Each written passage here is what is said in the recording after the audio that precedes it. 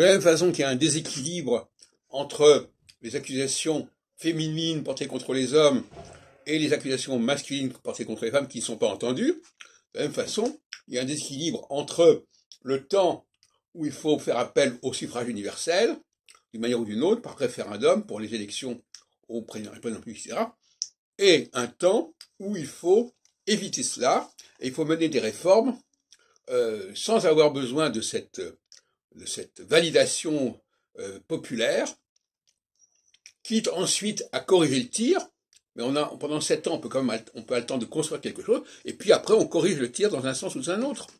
Il faut laisser le temps au temps. Et il y a un temps pour chaque chose. Là aussi, il y a un déséquilibre. Un déséquilibre qui est généralement, on va dire, ah ben non, la légitimité, c'est le peuple, la légitimité, c'est l'élection, la légitimité, sont les sondages d'opinion.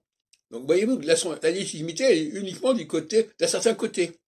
La légitimité de la réforme, la légitimité des gens qui ont une capacité à réformer, une capacité à voir ce qu'il faut réformer, celle-là, elle n'est pas mise en avant.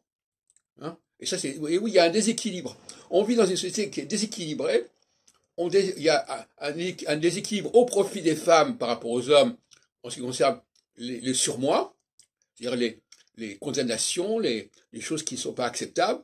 Et il y a un déséquilibre au profit des femmes également au niveau électoral, parce que effectivement, c'est le peuple qui doit décider, et l'élite intellectuelle n'a pas voix au chapitre.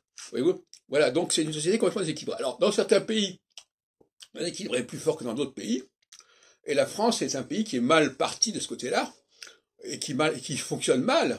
Mais c'est la société entière qui fonctionne mal, en fait.